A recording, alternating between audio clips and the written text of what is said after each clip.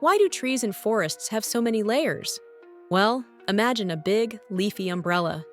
The top of the trees is like the umbrella, catching sunlight and rain. Underneath, it's like a cozy fort for animals. Birds, bugs, and even tiny plants live there. It's like a tree hotel. But here's the twist. Some animals, like monkeys, use these layers to play hide and seek. They jump from branch to branch, having fun all day. So, forest canopies are not just homes, they're playgrounds too.